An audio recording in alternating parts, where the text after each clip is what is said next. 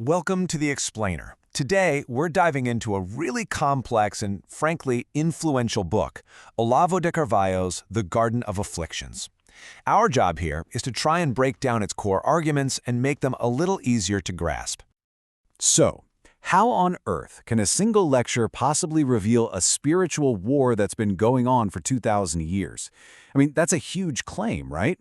Well, that is the central puzzle Olavo de Carvalho sets out to solve in this book.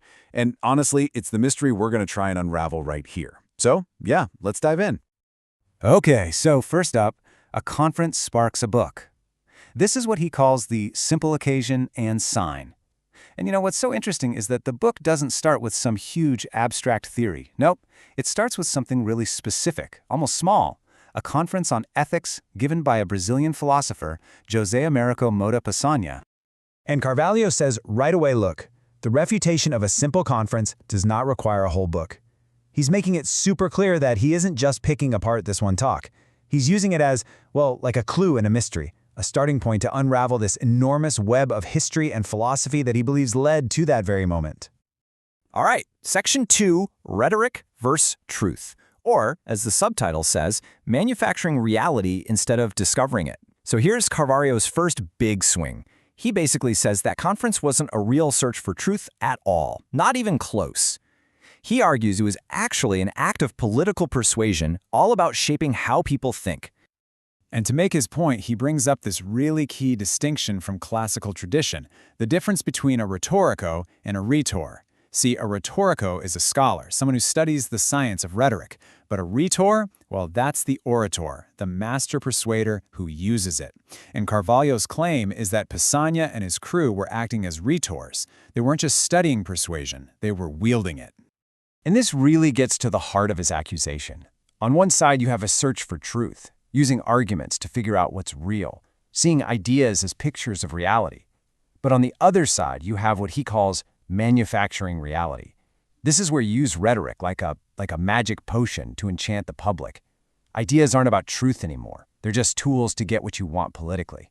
The goal isn't clarification, it's persuasion, no matter what.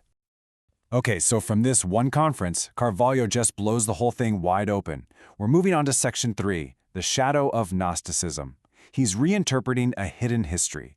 This is where he starts challenging these big, common stories we all think we know about the past, to try and reveal what he sees as a way deeper, hidden conflict. So take the Inquisition. We all have this image of it as a medieval thing, right? Something from the Dark Ages that crushed philosophy. But Carvalho says, hang on, let's look at the timeline. The peak of medieval philosophy, guys like Aquinas, was from around 1070 to 1300. The Inquisition, though, its most furious, intense period, was way later, in the 16th and 17th centuries.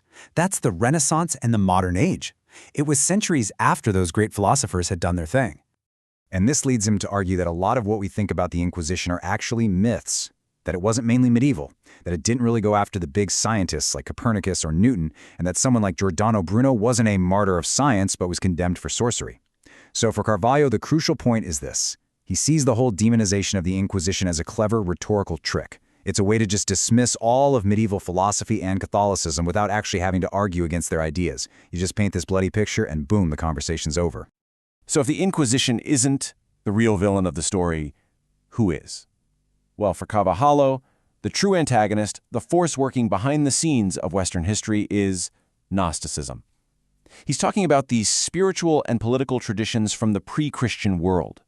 His theory is that when Christianity came along and split spiritual authority from state power, that old worldview, the one that mixed religion, society, the cosmos, everything, it didn't just disappear. Nope, it just went underground. It became this shadow force, just waiting to come back. Which brings us to Section 4, the New God, History. This is all about how modern thought, in his view, deified abstractions. Carvalho argues that this ancient conflict did resurface, but it wore a new mask. It happened during the Enlightenment, right after the famous philosophical death of God. And he makes this really fascinating comparison. He talks about the lazy god of the Bantu people, this belief in a supreme creator who, after making the world, just withdrew, this deus odiosus. Then he looks at European intellectuals in the 17th century and says, hey, they did the same thing. They proposed their own lazy god to get him out of the picture to make room for cold, hard mechanical laws. Instead of worshiping the withdrawn God, Both cultures started focusing on the lesser gods of space, like nature, and time, like ancestors or history. They elevated space and time into new absolutes. So according to Carvalho, you can see this process happening in steps. First, you have the traditional Christian view of God as a transcendent father. Then comes the death of God, where intellectuals say that's obsolete. Step 3, nature and time get promoted, they become the new absolutes. And finally, the ultimate step, the deification of history itself.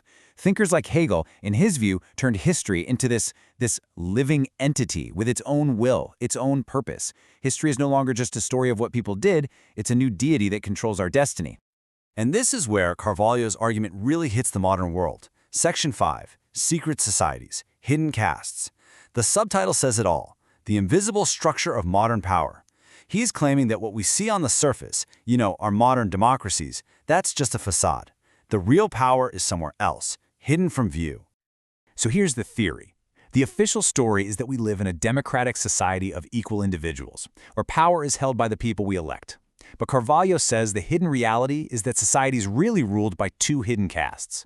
There's what he calls the sacerdotal caste, the intellectuals, the media, the people who shape our minds, and the aristocratic caste, the political and military leaders who wield actual force.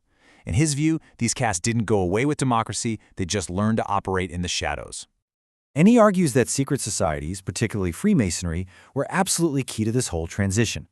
He puts forward this quote, where, in the absence of a connection with the spirit, a revolutionary Prometheanism arises, a feeling of passive conformity to the physical order will also be born.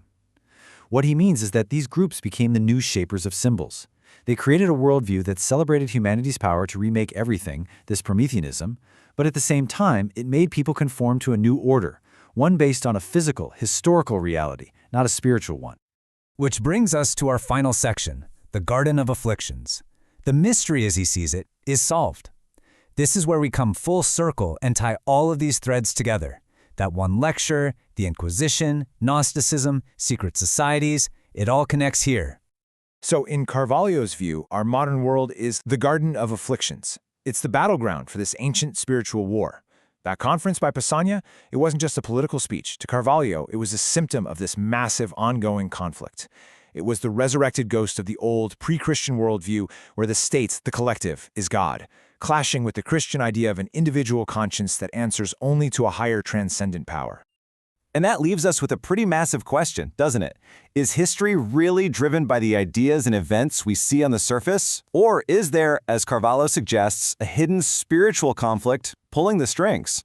Ultimately, his book isn't just giving answers. It's challenging our whole picture of how history even works. It makes you stop and wonder what forces are really shaping the world around us.